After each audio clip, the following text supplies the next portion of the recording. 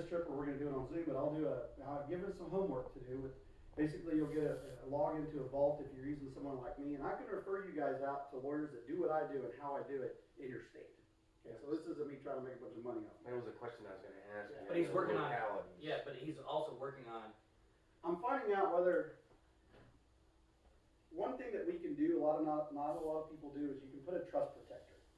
A trust protector is a person like me, usually a lawyer, or a corporate fiduciary like a bank that has a trust in a State Department, or there's companies, like there's a trust company, it's all that, they serve as trustees, right?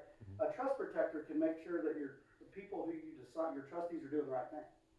So like in my aunt's case, I'm the trust protector of their trust. So their intent in that trust that we wrote in there was that it was meant to be, it's not meant to be a windfall. It's meant to be a safety net and a parachute in case if something happens and they can weather any kind of financial storm that occurs. But it's not meant to go to Jamaica every month. It's not what it's for.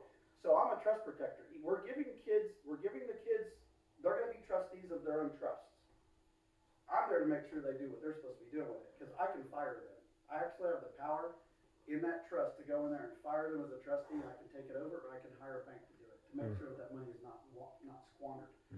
I like that idea because that's a person who would live after you that was going to make sure that your intent gets taken. And that's the problem with giving it to your kids as trustees eventually. Like mine's set up right now, I'm really rethinking it, because I really don't think they're going to use it really in the way we want them to, especially Preston. Especially, he's horrible with money. He got that from me before I learned, but it's, yeah. So anyway, I'm having to rethink that, but what we're talking about is possibly making the situs of the trust, which is the state where it's at. I think it could be in the trust protector state. So there may be an opportunity for me to do those trusts for you guys. I'm checking it out. Okay. I'd love to do it for the company. That would be great. I'll have to find out and check in later. If not, I can refer you. I know a really great lady in Florida. She lives in the Orlando area. I don't know where you're at. Couple hours. Yeah, but she's, they do everything virtual too, but she's fantastic. Very good friend of mine. But anyway, I know I'm in a network of these attorneys. There's not a lot. There's like 400 in the whole United States, but there's one in pretty much every state. So when we do this family wealth planning session that I'm going to do with him, we're going to go over the homework that he did. Okay, and I'm going to go through with that homework that he gives me. I'm able to tailor a family wealth planning session or a legacy life plan, whatever you want to call it. But I'm able to tailor that to your family, your dynamics, your assets. So that way, you're getting an hour for pretty much free, because when I usually charge, but if you do your homework, I'll do all that for free.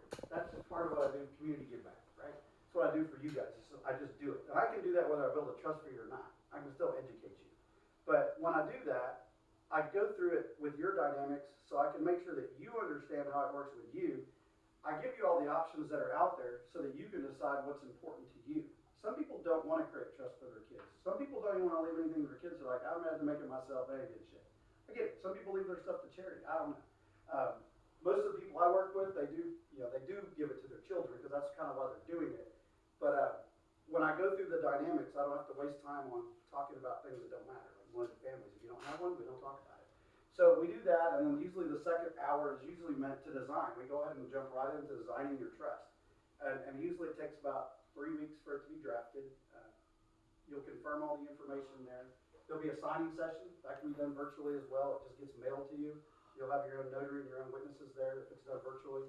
And then I get the documents back. I get it all digitized, get it all formalized, get it put into a presentation to where you'll have a book at home with all your stuff in it. So there's no looking through your house, looking for a deed, looking through here. Your kids it's just in one place.